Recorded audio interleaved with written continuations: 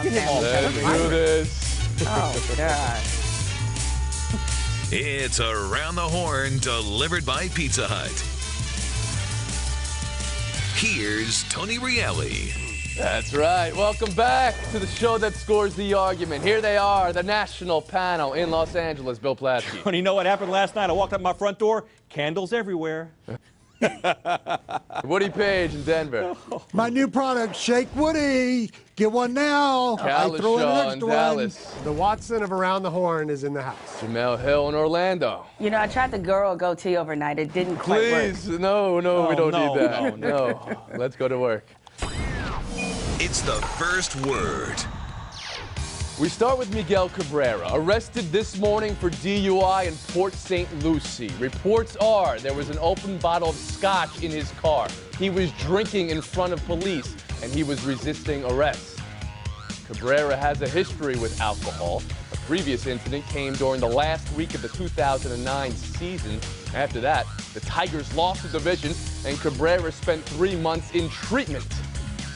He then went on to hit .328, 38, 126 last season. Question, what should the Tigers and Major League Baseball do in a situation like this, Jamel Hill? I think the Tigers have to send him to inpatient rehab, the kind of rehab where he can get therapy every single day. The number one problem here is that Miguel Cabrera even said himself that he didn't think that he was an alcoholic. When the person who is in trouble refuses to admit it, then you have you sort of have an even worse situation. If you're the Tigers and you've invested $150 million in this guy, you have to be wondering at this point, how close are we to a sad situation like a Dante Stallworth, or how close are we to maybe a situation like Josh Hamilton? It could go either way. So the Tigers have to be very concerned because their entire future is sunk into this guy.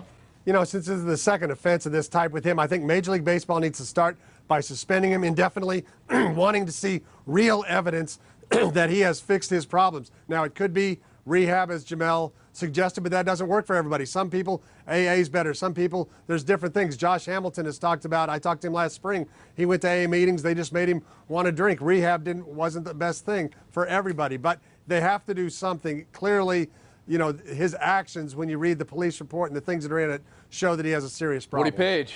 Yeah, well, alcoholism is a disease, and he's got to be aware of it. Major League Baseball and the Tigers have to deal with it as a disease. How do you do that? You get treatment. He is going to be required, it must be, to get treatment throughout the course of the season. I think that's going to have a terrible effect on the Detroit Tigers. A lot of people picking them once again to win the division this year. You take the MVP runner-up out of the lineup, even though they signed Victor Martinez. He's now going to have to play a lot more first base than catcher. In my mind, I think this is going to have an effect on the entire team, and obviously it's going to have an effect on his life going forward. He needs to get this taken care of before he can worry about baseball. Bill Plaschke. Yeah, alcohol is such a part of the professional sports culture that a lot of times people just brush this stuff aside. This is serious business here because he's not just once, he's a two-time offender. This is the second time this has happened. And it's so sad because last winter he said he got treatment. He came in, he was second in the MVP voting last year. 27-year-old guy, the whole future ahead of him. Obviously last winter, I don't know where he got his treatment, but it wasn't the right treatment. He needs to go back and needs to go back in now. And baseball and the Tigers cannot let him come back out on the field until they think this disease has got a control of it. Because again, this is life-threatening and it's terrible to the game and to the kids. Jamel Hill, back to you. Well, I just think the major thing that people have to understand is that until Miguel Cabrera recognizes that he has a problem, this is sort of an uphill battle. They should have been very alarmed when he came out of treatment, which was outpatient treatment before, and said that he didn't think he had a problem. Whenever it's that kind of situation, then you have to wonder, you know, what's the possibility of this getting better? And the Tigers have to understand that this relationship, it may not end well. Shaw. Yeah, I'm surprised if the Tigers weren't already treating him much the same way the Tigers treat and monitor Josh Hamilton. They need to be doing it now. Let's move on. Talk some sports. Talk some basketball, or whatever it is the Lakers are playing these days. Following up their worst loss of the season with the worst loss of the season, losing to a historically bad team they beat by 55 just last month. Where are we with this Lakers team, Plaschke? Is this a breaking point type of loss? Yeah, this is actually the worst loss of the Phil Jackson era. Worst regular season loss by far right now. In the opening, I talked about the candles outside of my house. Yeah, the vigils going on in the gated community, and it's huge. Lakers, in my mind, have 1 week to fix this. 1 week before the trading deadline. Mitch Kupchak has got to do something to infuse some more energy into this team, because this is what happened these last 3 games. This isn't just the regular season losses. These are like a playoff type trip where they had a lot of high energy and beat Boston, beat the Knicks, then lost 3 it's the straight. Bobcats and it's the No, Cavaliers, so it's not a playoff type opponent. But I don't know what I'm saying. It's on the road. What back-to-back type of trade games, do they need to tough make, games. Plaschke? They need to get, first off, Ron Artest. They got to get rid of Ron Artest. He's completely a mess right now. They got to figure out how to get it. They need a younger point guard. They need some energy. They need some quickness. And again, I would still trade Bynum for Carmelo. They won't do it. I would still do that. Paige. Well, I'm so sorry about what's going on in your gated community out there. People need to calm down. But the Lakers have been in denial for weeks and weeks, particularly Phil Jackson, who seems to think that they can turn it on at some point later on.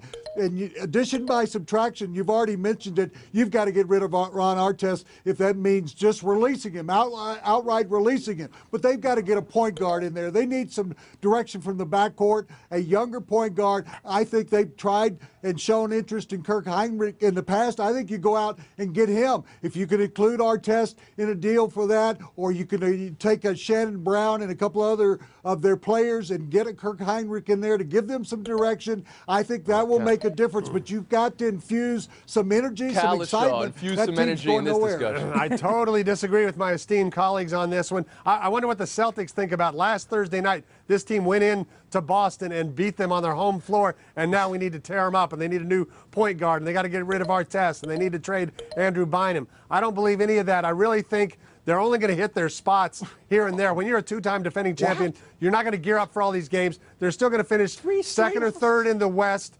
And the key to the whole thing is Kobe Bryant's minutes are down 5 minutes a night. Phil Jackson is very carefully monitoring how much he plays during the season. He played 39 minutes a game last year. He's under 34 right now. He wants him fresh for the playoffs. That's all he cares about. I definitely think that Bill and Woody need to settle down a little bit before putting everybody in the trade machine. You have to understand that very good teams lose to very bad teams all the time in the NBA. Even that 72-win Bulls team, they lost to the Toronto Raptors their first expansion year. So it does happen. I think the more concerning part with the Lakers is the fact that their body of evidence is just not as strong. We've seen them play very small stretches of good basketball. Apathy really seems to be their biggest problems. I mean, flat out, they just didn't want to be there in that game. They played like they were at a rec league game. They didn't play like they were playing professional basketball. I think once the playoff starts, you will see a different mentality. However, they are leaving themselves susceptible. You can't just flip the switch. Plaschke back in. Fellas, I understand regular season Laker losses. I've been through for 10 years out here. This is different. Kobe Bryant didn't attempt a free throw in 2 of the last 3 games. He's older. He's tired. There's nobody to pick up the slack right now. This is also, they're insured now. They will probably play at least 2 road series during the playoffs. I don't think they can survive 2 road series without a better infusion. Road series is. Paige, last word. Well, I just Isn't that right? wonder, Jamel's sitting there worried about the Lakers. You got your own team. If you guys out there in Orlando had been on their case for the last 3 years, maybe they'd have won a championship. Why you want to just sit back and let everybody take care of themselves? That didn't work there. Yeah, it's that not going to work in Boston LA. team coasted They went too, and got and they wound up Gasol in the 2 years finals. ago. Remember that last Calm year. down. Wow. You calm down. It's a veteran move that Paige just tried to make there. Ooh, pay attention to the Orlando Magic as they change the subject. Not working today, Paige. A mute, and we take a break.